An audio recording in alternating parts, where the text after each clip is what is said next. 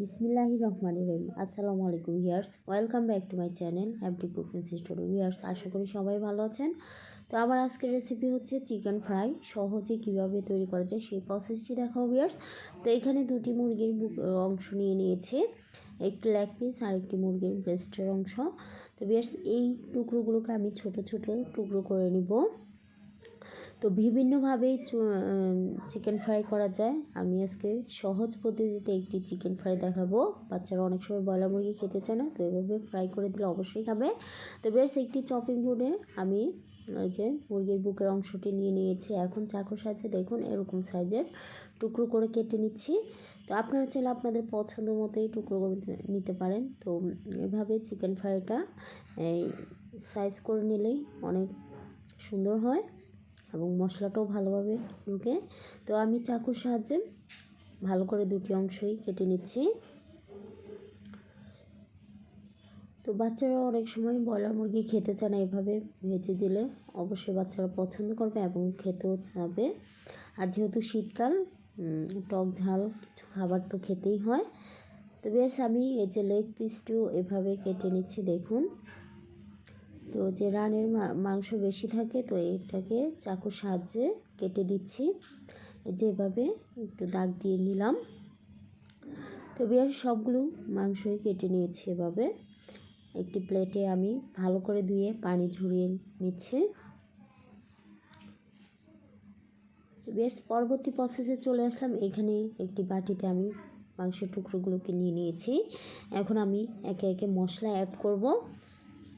এখানে আমি গরম মশলা দিয়েছি, এটাতে সব মশলা আইটেমই মিক্স করা আছে। দারচিনি, এলাচি, লং সব কিছুই একসাথে ব্লেন্ড করে নিয়েছিলাম।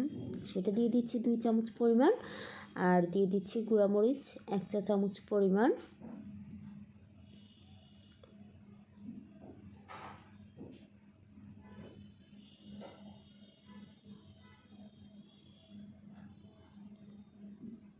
ঘরে থাকা সহজ উপকরণ দিয়ে এই চিকেন ফ্রাইটি করা যায়। হলুদ গুঁড়ো দিয়ে দিচ্ছি 1 চা চামচ পরিমাণ, আর দিয়ে দিচ্ছি টমেটো সস 1 চা চামচ পরিমাণ। তো আপনারা চাইলে এখানে সয়া সস, টক দইও ইউজ করতে পারেন। আমি আজকে ঘরে থাকা যে সহজ উপকরণগুলো আছে সেগুলো দিয়ে দিচ্ছি। আর দিয়ে দিচ্ছি আদা রসুন বাটা 2 চা চামচ পরিমাণ, আর দিয়ে দিচ্ছি ময়দা 1 কাপ পরিমাণ। তো ভালো করে কাঁটা চামচের সাহায্যে আমি সবগুলোকে একসাথে ম্যারিনেট করে নিচ্ছি।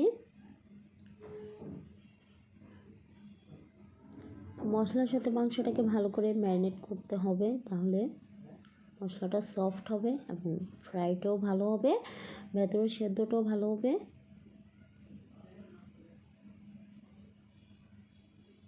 তো বেশ ভালো করে ম্যারিনেট করা হয়েছে। এখন আমি চিনি দিয়ে দিচ্ছি 1 চা চামচ পরিমাণ।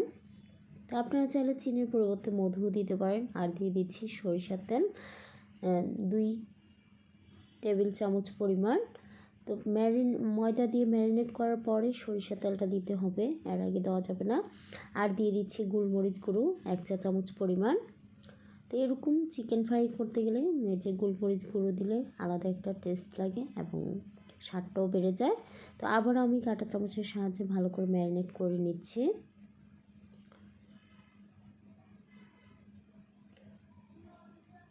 আমি কিন্তু এখানে বেশি ময়দা দিই নেই, যে গায়ে মাখার মতো, মাংস গায়ে মাখার মতো ওরকম পরিমাণ ময়দাই দিয়েছি। আর দিয়ে দিচ্ছি লেবু অর্ধেকটি, এই যে লেবুর রস দিয়ে দিলাম। তো আপনারা চাইলে এখানে সয়া সস বা টক দই দিতে পারেন, সমস্যা নাই। তো বেশ আবারও একটু নেড়ে চেড়ে দিলাম। তো দেখুন ম্যারিনেট করা হয়ে গিয়েছে। এখন আমি ঢাকনা দিয়ে 1 ঘন্টার জন্য নর্মাল ফ্রিজে রেস্টে রেখে দিব। তো বেশ 1 ঘন্টা পর ফিরে আসলাম। দেখুন কালারটাও চেঞ্জ হয়ে গিয়েছে এবং মাংসের সাথে মশলাটা ভালোভাবে মিশেছে। এখন ফ্রাই করার জন্য পুরোপুরিভাবে প্রস্তুত।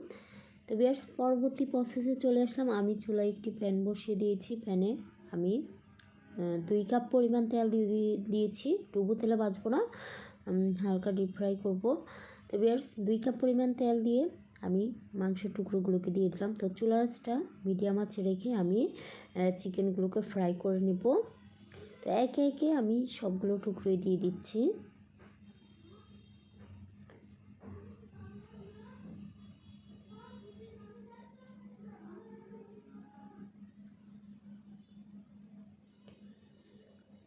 তো ভিউয়ার্স, এই যে এভাবে চিকেন ফ্রাইটা বাচ্চারা অনেকেই পছন্দ করবে। অনেকে তো অনেক বাচ্চারা মানে মুরগির মাংস পছন্দই করে না। তো এইভাবে ফ্রাই করে দিলে অনেক মজাই পাবে। তো ভিউয়ার্স, এভাবে আমি একবার 7-8 মিনিটের জন্য ভেজে নিব। ভালো করে ভেজে নিতে হবে, না হয় ভিতরে কাঁচা থাকতে পারে। তো এর জন্য একটু সময় নিয়ে ভালোভাবে ভেজে নিতে হবে। এখন এক পাশ মোটামুটি ভাজা হয়ে গিয়েছে, আবার উল্টে আরেক পাশ ভেজে নিব।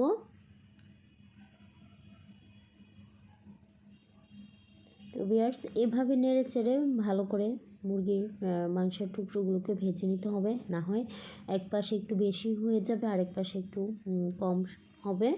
এজন্য একটু নেড়ে চেড়ে ভালো করে ভেজে নিতে হবে।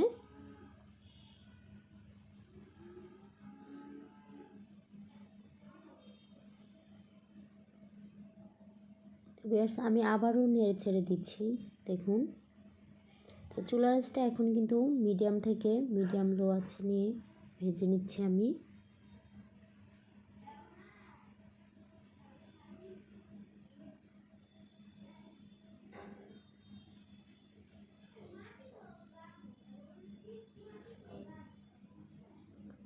তো দেখুন কালারটা কতটা সুন্দর হয়েছে এবং মোটামুটি সেদ্ধ হয়ে গিয়েছে।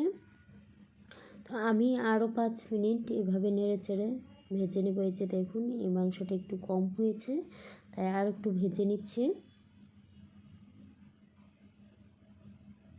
আগে সিদ্ধ করে নিলে অতটা হয় না, ভাজা সহজ হয়, কিন্তু এভাবে ডাইরেক্ট কাঁচা দিলে একটু ভালো করে ভেজে নিতে হবে।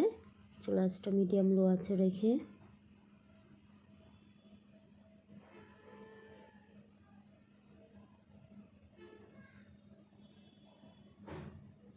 কালারটা কিন্তু অনেক জোস হয়েছে ভিউয়ার্স, অনেক মানে দেখেই লোভনীয় লাগছে।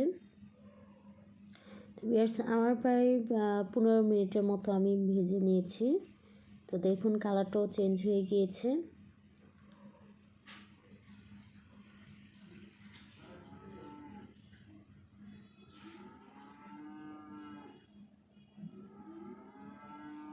তো এভাবে সহজভাবেই চিকেন ফ্রাই করা যায়। ঘরোয়া পদ্ধতিতে যে মশলার আইটেমগুলো আছে সেগুলো দিয়ে সহজেই এই চিকেন ফ্রাই তৈরি করতে পারেন এবং খুবই সফট মজাদার। তো ভিউয়ার্স, আমার এই যে চিকেন ফ্রাইগুলো হয়ে গিয়েছে, সেগুলো উঠিয়ে যে বাকি মাংসগুলো আছে সেগুলো ফ্রাই করে নিচ্ছি।